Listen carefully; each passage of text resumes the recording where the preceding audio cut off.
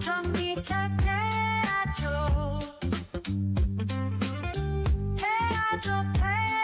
안녕하세요 여러분. 오늘도 신나는 소식 준비했어요. 아니 잠깐, 신나는 소식이라고 했는데 테슬라 팬들한테는 좀 충격적인 소식일 수도 있겠네요. 자, 그럼 바로 본론으로 들어가 볼까요? 오늘 7월 4일 미국 독립기념일에 정말 폭탄 같은 뉴스가 터졌어요. 바로 빅 뷰티풀 빌이라는 법안이 테슬라의 핵심 수익원을 직격탄으로 날려버릴 수도 있다는 거예요. 테슬라의 숨겨진 돈줄이 위험하다. 여러분, 테슬라가 어떻게 돈을 버는지 알고 계시나요? 차 팔아서만 번다고 생각하시면 오산이에요. 테슬라에는 정말 달콤한 수익원이 하나 더 있거든요. 바로 규제 크레딧 판매라는 거예요. 이게 얼마나 대단한 돈벌이인지 들어보세요. 2024년에 테슬라가 이 크레딧 판매로만 벌어들인 돈이 무려 27억 6천만 달러예요. 한국 돈으로 환산하면 약 3조 6천억 원 정도 되는 어마어마한 금액이죠. 더 놀라운 건 2025년 1분기에 테슬라가 발표한 4억 900만 달러 순이익 중에서 규제 크레딧 수익이 5억 9,500만 달러였다는 사실이에요. 잠깐 이상하지 않나요? 전체 이익보다 크레딧 수익이 더 크다고요? 맞아요. 이 말은 테슬라가 크레딧 판매 없이는 실제로 1억 8,900만 달러의 손실을 봤다는 뜻이에요. 쉽게 말해서 테슬라의 분기 흑자는 100% 이 크레딧 판매 덕분이었던 거죠. ZEV 크레딧 시스템 도대체 뭐길래? 자, 여기서 잠깐 구독자 여러분 중에 ZEV 크레딧이 뭔지 모르시는 분들 계시죠? 제가 쉽게 설명해 드릴게요. ZEV는 우리말로 하면 무공해 차량이죠. 이 시스템은 캘리포니아주가 주도해서 만든 건데 정말 똑똑한 시스템이에요. 어떻게 작동하냐면 이래요. 각 자동차 회사들은 매년 일정 비율 이상의 전기차를 팔아야 해요. 만약에 현대자동차가 캘리포니아에서 차를 100대 팔았다면 그 중에서 예를 들어 10대는 반드시 전기차여야 한다는 거죠. 그런데 아직 전기차 라인업이 부족한 회사들은 어떻게 하겠어요? 두 가지 선택지가 있어요. 첫 번째는 정부에 벌금을 내는 거예요. 캘리포니아에서는 크레딧 하나당 5,000달러씩 벌금을 내야 해요. 한국 돈으로 650만원 정도죠. 두 번째는 테슬라 같은 회사에서 크레딧을 사는 거예요. 테슬라는 100% 전기차만 파니까 크레딧이 엄청나게 남아 돌거든요. 테슬라의 똑똑한 비즈니스 모델,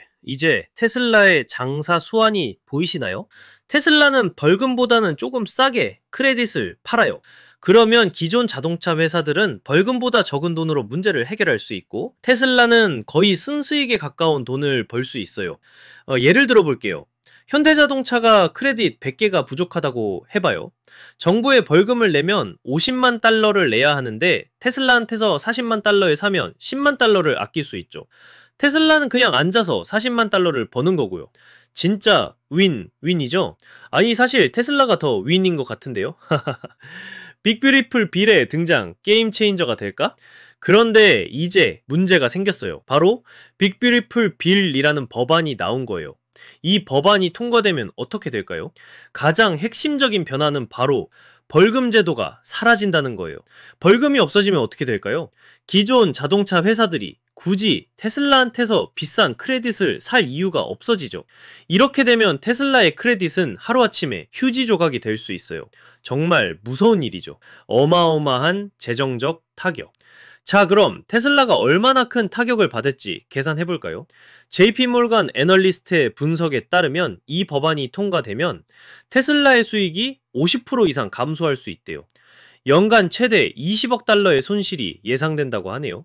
더 충격적인 건 2025년 1분기 테슬라 크레딧 수익의 80, 90%가 미국 프로그램에서 나왔다는 거예요. 물론 테슬라는 유럽과 중국에서도 비슷한 크레딧을 벌고 있지만 미국이 압도적으로 큰 비중을 차지하고 있다는 뜻이죠. 이거 정말 테슬라 주주들한테는 악몽 같은 소식이에요.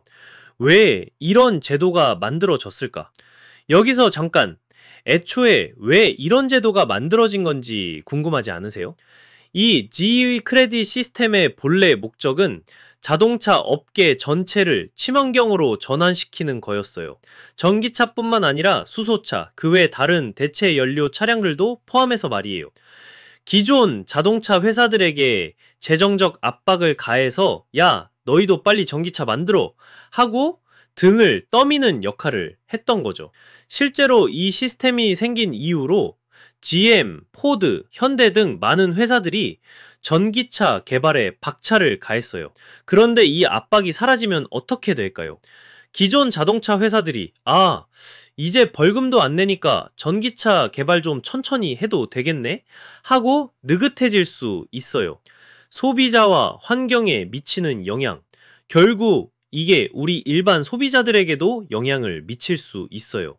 자동차 회사들이 전기차 개발에 소극적이 되면 선택의 폭이 줄어들 수 있거든요. 머스크의 답변이 정말 일론 머스크다워요. 법안이 크거나 아름다울 수는 있지만 둘 다 될 수 있는지는 모르겠다고 했대요. 정말 일론 머스크답지 않나요? 직설적이면서도 위트가 있는 답변이에요. 사실 이 한마디에 모든 게 담겨 있어요. 테슬라한테는 분명히 큰 타격이지만 그렇다고 해서 이 법안이 아름다운 결과를 가져다 줄지는 의문이란 뜻이죠. 테슬라의 앞길 어떻게 될까? 자, 그럼 이제 테슬라는 어떻게 해야 할까요? 기사에 따르면 테슬라는 앞으로 비용 절감에 더욱 신경을 써야 할 것 같아요. 지금까지는 크레딧 판매라는 달콤한 수익원이 있어서 어느 정도 여유가 있었지만 이게 사라지면 정말 알뜰하게 살림을 해야 할 거예요. 하지만 저는 테슬라가 이 위기를 기회로 바꿀 수 있다고 생각해요. 어떻게요? 첫째, 더 효율적인 생산 시스템을 구축할 수 있어요. 지금까지는 크레딧 수익이 있어서 어느 정도 안일했을 수도 있거든요. 이제 진짜 경쟁력을 키워야 할 때가 온 거죠. 둘째, 혁신적인 기술 개발에 더 매진할 수 있어요. 자율주행, 배터리 기술, 새로운 모델 등등 테슬라만의 강점을 더욱 살릴 수 있을 거예요. 셋째, 해외 시장 진출을 가속화할 수 있어요. 유럽과 중국에서도 비슷한 크레딧 제도가 있으니까 그쪽에서 더 많은 수익을 올릴 수 있을 거예요. 슈퍼차저 UI 업데이트 소식도 함께.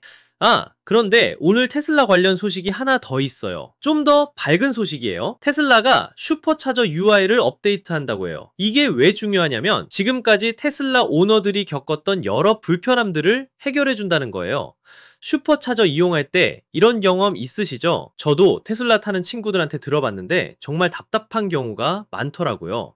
내비게이션 따라서 슈퍼차저 가는데 막상 도착해보니 유료 주차장 안에 있더라는 거예요. 그것도 몇 층 위에 있는데 어느 층인지 모르겠고 배터리는 3%밖에 안 남았고 정말 식은땀 나는 상황이죠. 아니면 건물 안에 있는 슈퍼차저인데 출입코드를 몰라서 못 들어간다든지 발렛 파킹만 가능한 곳인데 미리 알지 못해서 당황한다든지 이런 일들이 정말 많았다고 해요. 새로운 기능들이 해결해 줄 것들.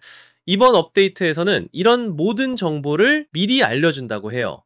새로운 아이콘들이 추가되는데 뭐가 있냐면 발렛 파킹 전용인지 유료 주차장인지 출입코드가 필요한지 심지어 몇 층에 있는지까지 다 알려준다고 해요.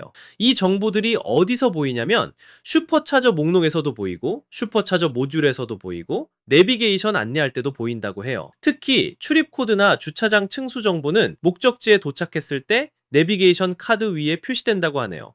정말 작은 변화가 만드는 큰 차이. 이런 업데이트로 오면서 느끼는 게 테슬라가 정말 사용자 경험을 중시한다는 거예요. 겉으로 보기엔 작은 변화 같지만 실제로 사용하는 사람들한테는 엄청난 편의성 개선이거든요. 도심 지역에 슈퍼차저가 늘어나면서 이런 복잡한 상황들이 더 많아지고 있어요. 그런데 테슬라가 이런 부분까지 신경 써서 미리 정보를 제공한다니 정말 사용자 중심적인 접근이에요. 큐리어스. 언제 업데이트 될까? 테슬라에서는 정확한 출시 일정을 발표하지 않았지만 아마 다음 메이저 소프트웨어 업데이트에 포함될 것 같다고 해요. 2025.24나 2025.26 버전에서 볼 수 있을 거라고 예상한다네요. 인포메이티브. 빌로 인한 20억 달러 규모의 잠재적 손실은 분명히 테슬라에게 큰 도전이 될 거예요. 하지만 테슬라라는 회사가 지금까지 얼마나 많은 어려움을 극복해왔는지 생각해보면 이번에도 새로운 돌파구를 찾을 수 있을 거라고 믿어요. 임프레스. 그리고 슈퍼차저 UI 업데이트 같은 소식들을 보면 테슬라가 여전히 사용자 경험 개선에 끊임없이 신경 쓰고 있다는 게 느껴져요. 인게이징. 여러분은 이 소식들에 대해 어떻게 생각하시나요? 댓글로 의견 남겨주시면 정말 감사하겠어요. 그리고 오늘 영상이 도움이 되셨다면 좋아요 버튼 꾹 눌러주시고 구독과 알림 설정으로 더 많은 테슬라 소식을 놓치지 마세요. 다음에도 더 재미있고 유익한 컨텐츠로 찾아뵐게요. 안녕!